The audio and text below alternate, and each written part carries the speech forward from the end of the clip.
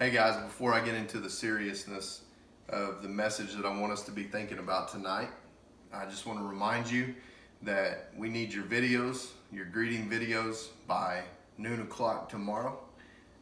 If they're not there, they're not going to be used, okay?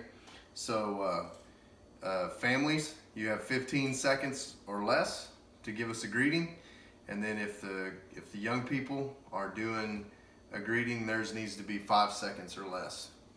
And then we got something pretty special planned to do with that. So please get those to us. Wanted to talk to you tonight and just get our minds kind of thinking about some of the things that went on during Holy Week. Jesus, first of all, we see it in chapter 21 of Matthew, that Jesus came into Jerusalem and he came triumphantly. This probably confused so many people around because they didn't know what the triumph was about, but they were praising him and they were giving him what he was due. But they really didn't know the totality of everything that would come.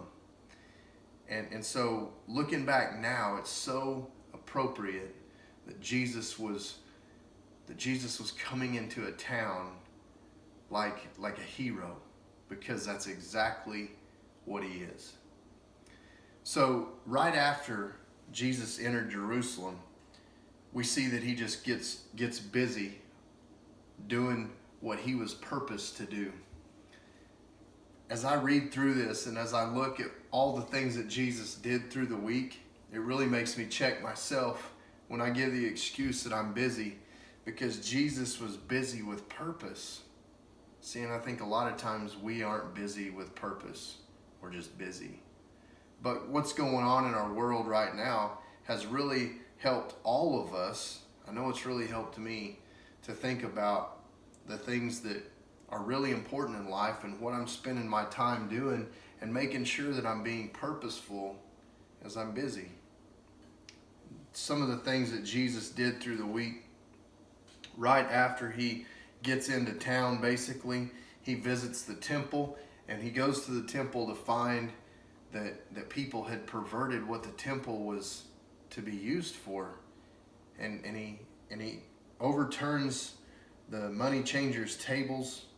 He sees this wickedness of ridiculously high-priced things being sold and people taking advantage of people, and this angers him in a righteous way.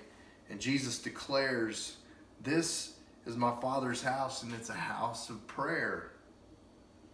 And he says, "You've turned into a robber's den."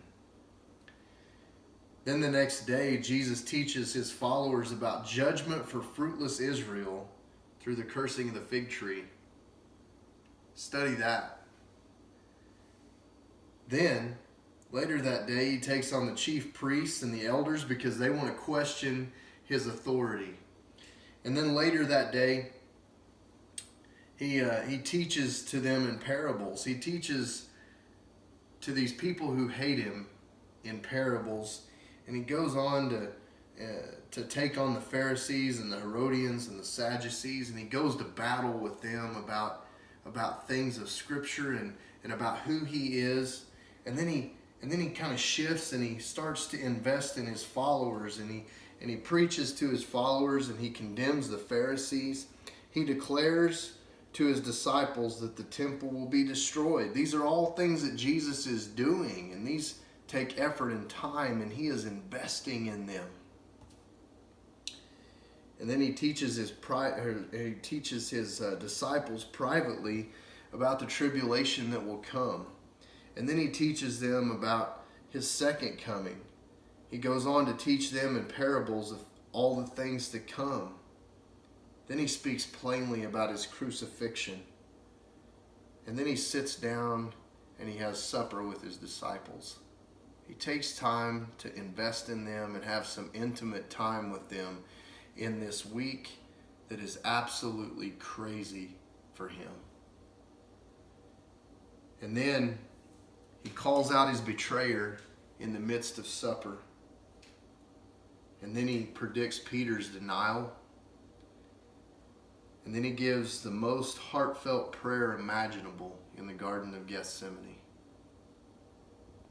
only to go on to be arrested, falsely accused, abandoned by men, wrongfully tried, beaten beyond recognition, shamed, crucified, and forsaken by the Father, leaving him at a place of total isolation and choosing death.